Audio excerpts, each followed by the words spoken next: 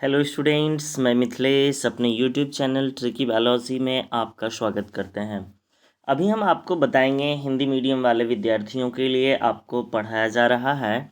इसमें पिछले video class में आपको बताया गया था किस तरह से सूक्ष्मजीवों का उपयोग हम इंडस्ट्रियल प्रोडक्ट में कर सकते हैं, औद्योगिक उत्पाद में हम किए थे।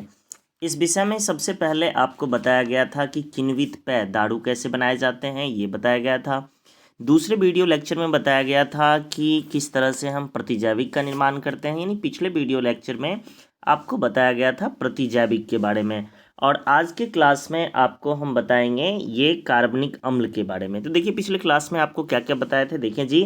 अभी तक टोटल मतलब बताए थे जो औद्योगिक उत्पाद में, यानी हम बात करें औद्योगिक उत्पाद में सूक्ष्मजीव का क्या भूमिका है, ये बताए थे। इसमें आप देखें, औद्योगिक उत्पाद में सूक्ष्मजीव की भूमिका के लिए आपको बताया गया था।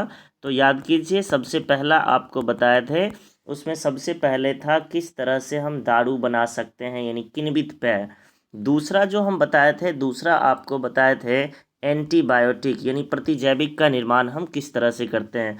आज ये अपना तीसरा क्लास है। तीसरा क्लास में हम आपको ये बताएंगे कि तीसरा में कार्बनिक अम्ल कैसे बनाया जाता है। यानी पहले दारू के लिए पढ़े थे, दूसरा एंटीबायोटिक के लिए, और आज हम देखेंगे कार्बनिक अम्ल के लिए। कार्बनिक अम्ल होगा, चौथा एंजाइम्स होगा, और पांचवा होगा जैव सक्रिय अणु। इतने चीज़ आपको बताने हैं। तो चलिए वीडियो को बिना समय गवाए स्टार्ट करते हैं, और वीडियो को लाइक, कमेंट और शेयर करना ना भूलेंगे। चलिए हम स्टार्ट करते हैं यहाँ से। कार्बनिक अम्ल, कार्बनिक अम्ल का इंग्लिश नाम देते हैं ऑर्गेनिक एसिड। इसका नाम देते हैं ऑर्गेनिक एसिड। देखिए, ऑर्गेनिक एसिड का मतलब क्या, ऑर्गेनिक का मतलब जिंदा या मुर्दा, जिंदा। और इस चैप्टर में क्या पढ़ रहे हैं, हम पढ़ रहे हैं सूक्ष्म जीव के बारे में। तो यहाँ से किसी न किसी सूक्ष्म जीव से ही कार्बनिक अम्ल का निर्माण किया जाएगा, चाहे वो सूक्ष्म जीव कोई भी हो, जैसे कि कवक हो या फिर अन्य जीवाणु हो। और ये कवक हो या जीवाणु हो, दोनों के दोनों हम देखेंगे कि ये किण्वन करके ही, ये किण्वन करके ही क्या बनाएंगे, जैव सक्रिय अणु बनाएंगे। यानी देखें, इस क्लास में आपको ये बताया जाएगा कि ये कार्बनिक अम्ल क्या है, इस विषय पर आपको बताया जाएगा, यानी कार्बनिक अम्ल के बारे में। और यहाँ से हम देखेंगे कार्बनिक अम्ल किस जीव से बनाया जाएंगे। तो कार्बनिक अम्ल बनाने में चाहे वो कवक हो या चाहे वो जीवाणु हो, वो मदद करेगा। और जनरली हम उसका कौन सा प्रोसेस करके यानी कार्बनिक अम्ल बनाएंगे, उसका हम किण्वन करेंगे, तब जा करके कार्बनिक अम्ल बनेगा। तो चीज़ें तीन हो गई, कौन कौन सा, यानी कार्बनिक अम्ल के निर्माण में किसी न किसी सूक्ष्मजीव की आवश्यकता होगी। वो सूक्ष्मजीव चाहे कवक हो सकते हैं, चाहे जीवाणु हो सकते हैं, और प्रोसेस क्या करेगा, किण्वन करेगा, तभी जा कर के ये प्रोडक्ट हमें मिल पाएगा। चलिए आगे चलते हैं। अब हम देखें, यहाँ से कुछ उदाहरण को लेकर के हम चलते हैं। यहाँ से देखिए, कुछ उदाहरण को हम लेकर के चलेंगे। अब ज़रा देखिए किस तरह से हम ये सारा चीज़ को यहाँ से डिफाइन करेंगे। देखिए, सबसे पहले यहाँ से आप ध्यान से देखेंगे, सबसे पहले उदाहरण हम लेते हैं सिट्रिक अम्ल का। सिट्रिक अम्ल को इंग्लिश में क्या बोलते हैं, सिट्रिक एसिड बोलते हैं। अम्ल का मतलब एसिड। तो यहाँ से देखिएगा, सिट्रिक अम्ल को हम लेकर के चलते हैं। ज़रा देखिए, यहाँ से हम आपको बताएंगे सबसे पहले सिट्रिक अम्ल के बारे में। देखिए, सबसे पहले यहाँ से देख लीजिए, स्टार्ट कर लेते हैं हम सिट्रिक अम्ल के बारे में। तो देखिए, ये रहा अपना सिट्रिक अम्ल। इसमें देखिए, सिट्रिक अम्ल बनाया किससे जाता है, सबसे पहला सवाल आता यही पूछा जाता है। ये ऑब्जेक्टिव ज़्यादा अच्छे से पूछा जाता है। सिट्रिक अम्ल जो बनाया जाता है, ये एक कवक से बनाया जाता है, जिसका नाम देते हैं एस्परजिलस नाइगर। ये एस्परजिलस नाइगर एक कवक है, इसी से हम सिट्रिक एसिड बनाते हैं। तो क्वेश्चन बना यहाँ से, आप हमें बताइए कि सिट्रिक एसिड किससे बनता है, कवक से। और जिस कवक से बनता है, उस कवक का नाम हम क्या देते हैं, उस कवक का नाम देते हैं एस्परजिलस नाइगर। देखिए जी, एक बार फिर से आपको बताते हैं, ये सिट्रिक एसिड किससे बनाए जाते हैं, कवक से। कौन से कवक से, एस्परजिलस नाइगर से। ये तीन क्वेश्चन आपको आ गए, कहीं से कोई डाउट नहीं होना चाहिए। अब देखिए, ये जो बनाए जाते हैं किस तरह से, यानी जब हम देखें सुक्रोज, जब हम देखें ये सुक्रोज का वायवीय अवस्था में किण्वन कराया जाता है तो ये स्वतः जो हैं ये सिट्रिक एसिड बन जाते हैं, और सिट्रिक एसिड का उपयोग दवा के निर्माण में किया जाता है और टेस्टिंग लाने के लिए, फूड में डिफरेंट टाइप के टेस्ट लाने के लिए इसका उपयोग किया जाता है। तो आप ध्यान रखेंगे। देखिए इससे क्या क्या आपको याद रखना है। सबसे पहला चीज़ आपको याद रखना है कि आप हमें ये बतला दीजिए कि सिट्रिक एसिड क्या है। तो ये एक कार्बनिक यानी बायोकार्बनिक उत्पाद है। उसके बाद देखेंगे किससे बनाया जाता है, कवक से। कौन से कवक से? एस्परजिलस नाइगर से। किस अवस्था में बनाया जाता है? तो सिंपली सुक्रोज का अगर वायवीय अवस्था में किण्वन करा दिया जाए तो यह प्राप्त हो जाता है। इसका उपयोग किस में करेंगे? तो इसका उपयोग दवाई के निर्माण में, यानी फूड के अंदर डिफरेंट टेस्ट लाने में। उसके बाद यहाँ से डिफरेंट टाइप के प्रोसेस में, जैसे कुछ कुछ बनाने में यहाँ से, और मतलब धुलाई में भी इसका उपयोग कर लेते हैं। फिर देखिए अगला स्टेप यहाँ से आ रहा है। पहला यहाँ से आया सिट्रिक एसिड के लिए, और दूसरा यहाँ से आते हैं एसिटिक एसिड के लिए। देखिए एसिटिक एसिड आपको मिलेगा कहाँ, इस चीज़ की बात करें तो नाम सुने होंगे विनेगर। केमिस्ट्री में जब आप पढ़िएगा केमिस्ट्री एवरीडे इन लाइफ, तब उसमें एक शब्द होगा विनेगर। विनेगर होता क्या है? तो ज़रा सोचिए, जैसे बहुत पुराने सदियों से लोग यूज़ करते आ रहे हैं। जैसे दारू एक नशा वाला होता है, उसी तरह से एक खट्टा दारू होता है, विनेगर को खट्टा दारू कहते हैं, जो काफ़ी ज़्यादा खट्टा होता है। जैसे बाज़ार में आप सुने होंगे बालम खीरा का रस जो बेचते रहता है, वो सब होता क्या है? विनेगर होता है। बहुत पुराना पुराना जो एसिड होता है, एसिटिक एसिड, वही बन जाता है विनेगर, जिसको हिंदी में सिरका बोलते हैं। जैसे ये मिलेगा आपको अचार वगैरह में, ये सारा उपयोग किया जाता है। अब देखिए ये जो बनाए जाते हैं उसके दो चरण होते हैं, प्रथम चरण और द्वितीय चरण, यानी एसिटिक एसिड बनाने के दो चरण। इस दो चरण में देखें, पहला चरण में होता क्या है, जो भी कार्बोहाइड्रेट होता है, कार्बोहाइड्रेट को अगर वायुमंडल में ईस्ट के संपर्क में छोड़ दिया जाए तो ये एल्कोहल बना लेता है। और एल्कोहल बनने के बाद इस एल्कोहल में एसिटोबैक्टर एसिटी नाम का जीवाणु क्या करता है, इस अल्कोहल को बदल करके किस में बदल देता है, यानी इसको बदलकर एसिटिक एसिड में बदल देता है। तो सिंपली आपको इतना चरण वरण नहीं ध्यान रखना है। सिंपल आपसे पूछ लेता है, ये बताइए कि एसिटिक अम्ल या विनेगर का निर्माण कितने चरण में होता है? दो चरण। पहले चरण में क्या होता है, ईस्ट द्वारा कार्बोहाइड्रेट को अल्कोहल में बदल लिया जाता है, और दूसरे चरण में ये जो अल्कोहल होता है ये एसिटोबैक्टर एसिटी जीवाणु के कारण ये अल्कोहल का ऑक्सीकरण करके ये किस में बदल देता है, एसिटिक अम्ल में बदल देता है। अब देखिए इस एसिटिक अम्ल के लिए यहाँ पे कहानी दिया गया है, इसका उपयोग कहीं से कोई उपयोग नहीं है। अब देखिए आगे चलते हैं, आगे देखेंगे, यहाँ से आगे आ रहा है। आगे आप देखेंगे कि यहाँ से अब आपको बताया जा रहा है यहाँ से लैक्टिक अम्ल के लिए। तो लैक्टिक एसिड तो आपको पता ही है, एक पिछले क्लास में पढ़े थे, LAB, जब दूध से दही बना रहे थे लैब पढ़े थे। लैब का मतलब क्या होता है, लैक्टिक एसिड बैक्टीरिया। तो किसी भी तरह के लैब वाले जीवाणु का हम उपयोग कर लेंगे तो ये किस में बदल दिया जाएगा, तो लैक्टिक एसिड में बदल जाएगा। तो लैक्टोबैसिलस और स्टेफिलोकोकस यानी या फिर स्ट्रेप्टोकोकस लैक्टस जीवाणु के कारण ये किस में बदल जाता है, लैक्टिक एसिड में बदल दिया जाता है। चाहे मक्का के रस से भी, उसके बाद जो मतलब आलू वालू होता है, इस सब से भी सिट्रिक एसिड बनाया जा सकता है। फिर देखें ब्यूटेरिक एसिड। ब्यूटेरिक एसिड में देखिए यहाँ भी बी है और यहाँ भी बी है। तो ब्यूटेरिक एसिड में क्या होगा, क्लस्टोडियम बुटेलिकम, यानी ब्यूटेरिक एसिड के लिए क्या याद रखिएगा, क्लस्टोडियम बुटेलिकम। तो देखिए एक बार हम ट्रिक के फॉर्म में बता देते हैं, आपको केवल इसको रटना पड़ेगा सिट्रिक एसिड के लिए। तो citric acid aspergillus niger, acetic acid acetobacter aceti. जरा देखिए एसिटिक एसिड में ए, तो एसिटोबैक्टर एसिटी में भी ए। उसी तरह से लैक्टिक एसिड तो लैक्टोबैसिलस, ब्यूटेरिक एसिड तो क्लस्टोडियम बुटेलिकम। हो गया, सारा याद हो गया होगा आपको। तो चलिए यहाँ से ये हम बता दिए। इसके बाद हम आपको आगे लेकर के चलते हैं, यानी अभी हम पढ़ रहे थे औद्योगिक उत्पाद में किस तरह से हम कार्बनिक उत्पाद को बनाएंगे, कार्बनिक अम्ल को बनाएंगे। आइए अब अगला टॉपिक आ रहा है यहाँ से इंजाइम। देखिए इंजाइम बहुत ज़्यादा इसमें दिया हुआ है, लेकिन इतना ज़्यादा याद नहीं रखना है, फिर भी हम टोटल पढ़ा रहे हैं। जरा देखिए इंजाइम। अब देखिए एंजाइम में जो जो एनसीईआरटी में है, पहले हम उसको देखेंगे। एनसीईआरटी में प्रोटीएज है, और एक लाइपेज है, लाइपेज शायद आगे दिया है तो हम वो भी बताएंगे। सबसे पहले देखिए हम आपको बताते हैं यहाँ से प्रोटीएज, है ना।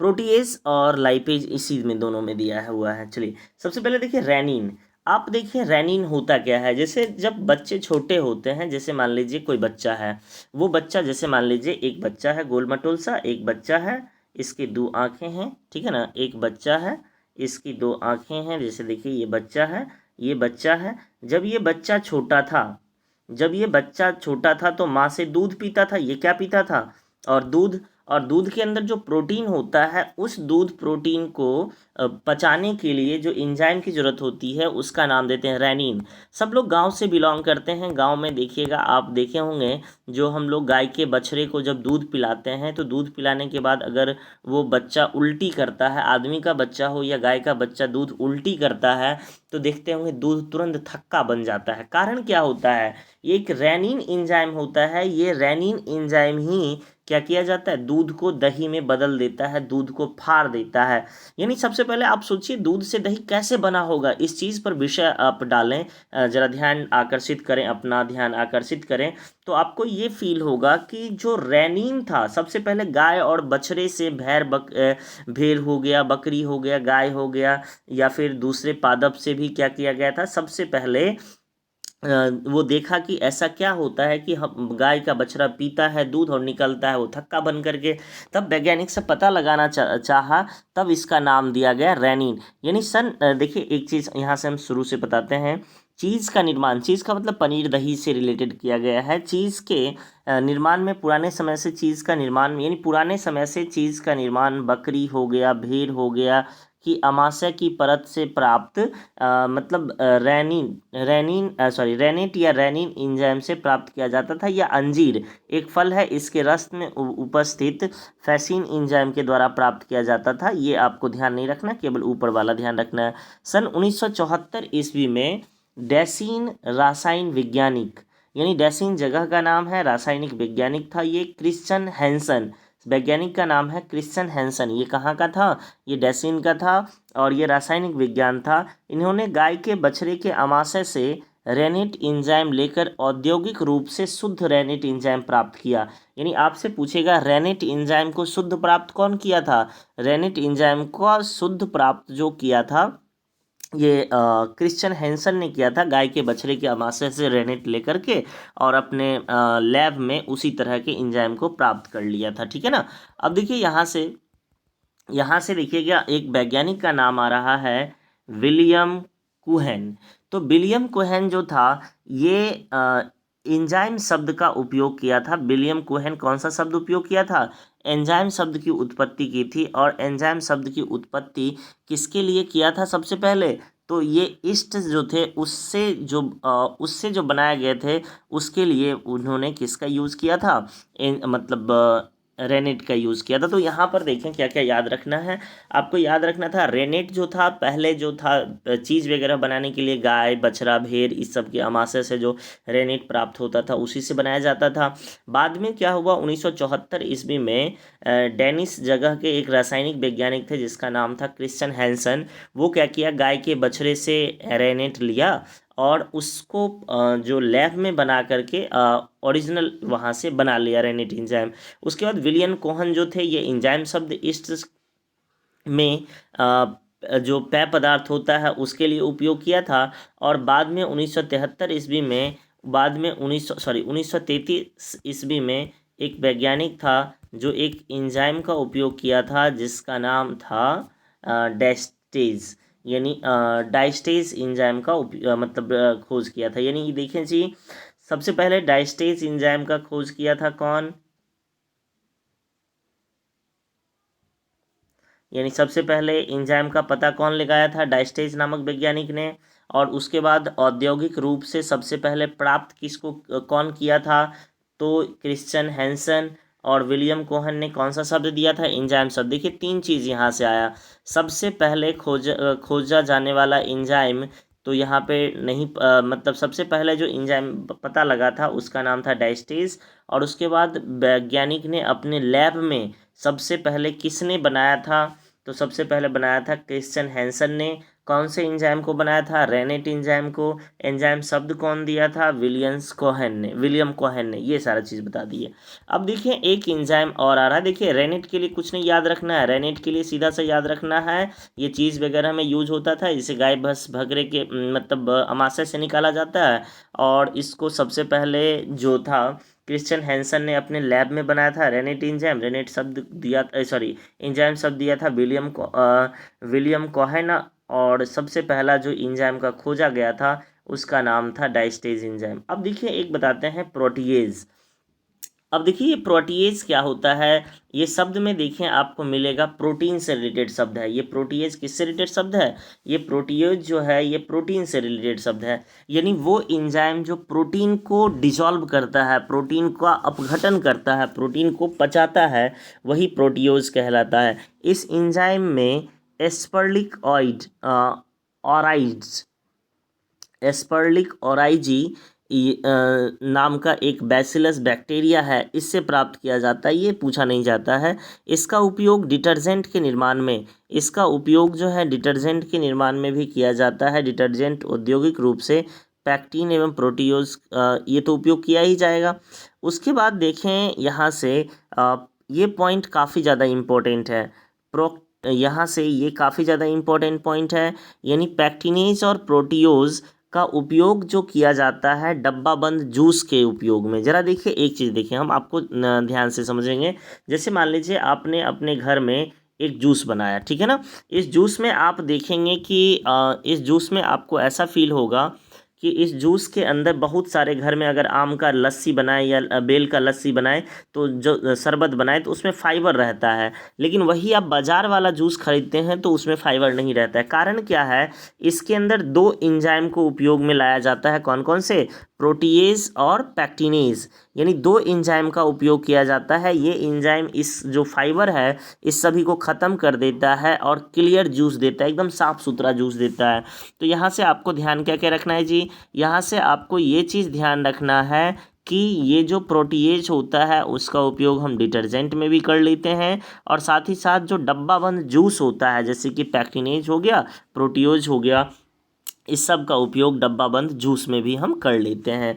अब देखिए यहाँ से एमाइलेज, ये एमाइलेज के लिए देखेंगे, ये एमाइलेज का उपयोग कहाँ होगा, क्या सब होगा, इसके लिए अब हम बताते हैं। देखिए एमाइलेज इस एंजाइम को बैसिलस सबटिलिस तथा एस्परजिलस नाइगर से प्राप्त किया जाता है। यह स्टार्च पर क्रिया करता है तथा बियर, ब्रांडी, सूती कपड़े के उद्योग में किया जाता है। यानी एमाइलेज जो होता है ये किससे प्राप्त किया जाता है? तो एमाइलेज जो प्राप्त किया जाता था बैसिलस सबटिलिस से और एस्परजिलस नाइगर से इसका प्राप्त किया जाता था।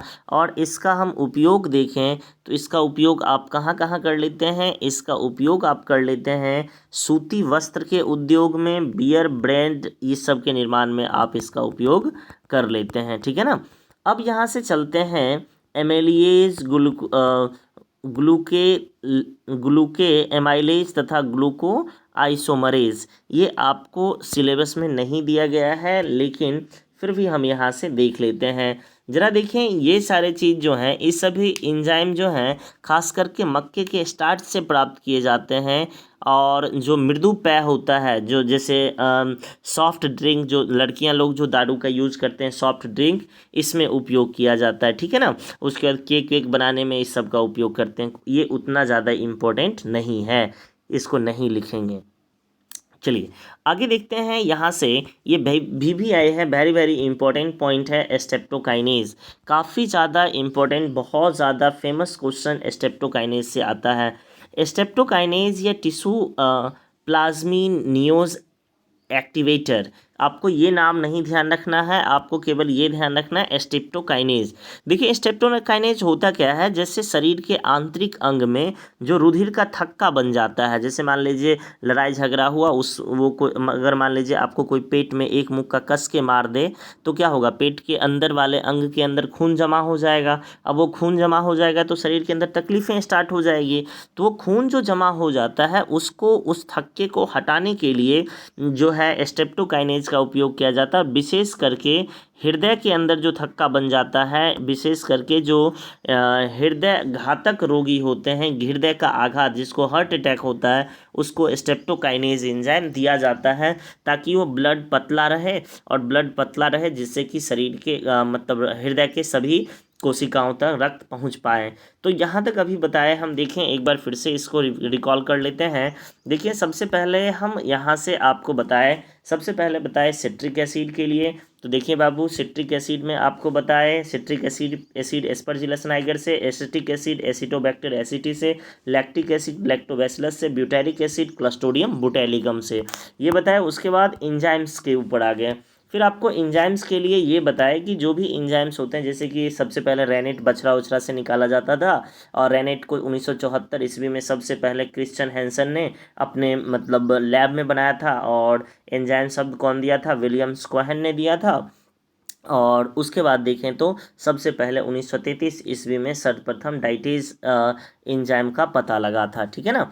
उसके बाद देखें यहाँ से हम बताए थे प्रोटियोज आपको बताए जनरली डिटर्जेंट में भी यूज़ कर लेते हैं। और हम देखें तो उसके बाद ये जो सील बंद जो होता है जूस, इसमें भी उसको उपयोग करते हैं ताकि वो साफ़ दिखे, क्लियर दिखे। उसके बाद आपको बताया एमाइलेज जो होते हैं जनरली इसका उपयोग रोटी वगैरह बनाने में, उसके बाद अन्य बिस्कुट फैक्ट्री में, सॉफ्ट ड्रिंक में उपयोग करते हैं। उसके बाद स्ट्रेप्टोकाइनेज भी इंपॉर्टेंट पॉइंट आया। स्ट्रेप्टोकाइनेज करता क्या है? जो रुधिर का थक्का बन जाता है उसको हटाता है, और हृदय आघात वाले रोगियों में इसका उपयोग काफ़ी ज़्यादा किया जाता है। उसके बाद देखें यहाँ से हम आपको आगे लेकर के चलते हैं। यहाँ से अगला आ रहा है, अगला आपको ये बता दें कि आगे वाला जो ये टॉपिक है जैव सक्रिय अणु। अब देखिए जैव सक्रिय अणु होता क्या है, इसको समझते हैं।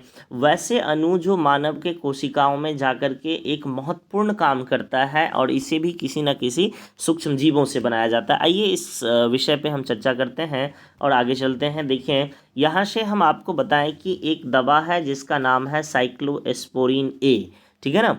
और ये बनाया जाता है एक ट्राइकोडर्मा पॉलीएस्पोरम से, यानी साइक्लोस्पोरिन ए जो है ये बनाया जाता है ट्राइकोडर्मा पॉलीएस्पोरम से। देखें साइक्लोस्पोरिन ए है, ये बनाया जाता है ट्राइकोडर्मा पॉलीएस्पोरम से, और यह एक कवक है, इसके द्वारा उत्पन्न किया जाता है, और इसको उपयोग किया जाता है इस दवा का प्रतिरक्षा संदमक के रूप में। जैसे मान लीजिए यहाँ पे एक हम डेमो से बनाते हैं। जैसे मान लीजिए ये कोई मानव है, ठीक है ना, ये कोई मानव है, इसको हमने यहाँ पर लिख दिया मैन, इसको हम यहाँ पे मानव कहा, यानी ये मैन है। अगर मान लीजिए इसमें अंग प्रत्यारोपण हुआ है, इसमें क्या हुआ है? अंग प्रत्यारोपण। जब अंग प्रत्यारोपण, जैसे इसमें किडनी, हम एक नया वाला किडनी लगाए हैं, किसी दूसरे का किडनी लगाए हैं, जब मान लीजिए यहाँ पर हम इसमें किडनी लगा दिए हैं, तो इसका खुद का शरीर इस किडनी को पराया समझेगा और इस किडनी को मारना चाहेगा।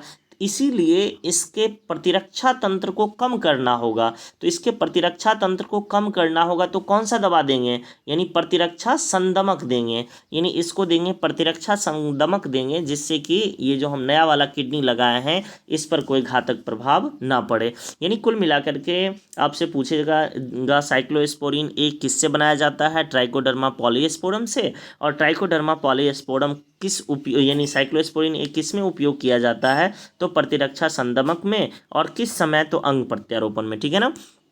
इसी तरह से एक और चीज़ें यहाँ से आ रही हैं, एस्टेटीन जो बनाया जाता है ये भी एक कवक से, इष्ट से, जिसका नाम देते हैं मोनस्कस परप्यूरस, इसका नाम देते हैं मोनस्कस परप्यूरस। और इससे जो बनाया जाता है एस्टेटीन, इसका उपयोग हम करते हैं रक्त कोलेस्ट्रॉल को कम करने में। जो रक्त शरीर के अंदर जो कोलेस्ट्रॉल बढ़ जाता है उसको कम करते हैं, और ख़ास करके इस एंजाइम का उपयोग जो होता है, इस एंजाइम का उपयोग जो हृदय रोगी होते हैं उनके लिए किया जाता है। और ये एक प्रतिस्पर्धा के द्वारा जो अवरोध की तरह कार्य करता है, ठीक है ना। तो ये आपको हम पूरा बता दिए। तो देखेंगे एस्टेटीन के लिए यहाँ से लिखा जा रहा है, एस्टेटीन यानी मोनस्कस परप्यूरस द्वारा प्राप्त किया जाता है। व्यावसायिक रूप से रक्त कोलेस्ट्रॉल संदमक के रूप में काम करता है, और ये इसके बनने को अवरोध करता है, ठीक है ना। तो अगर आपको वीडियो अच्छा लगा तो लाइक, शेयर और कमेंट जरूर करेंगे। अपना फीडबैक हमें कमेंट सेक्शन में ज़रूर डालें, और अपने दोस्तों में शेयर ज़रूर करें। धन्यवाद।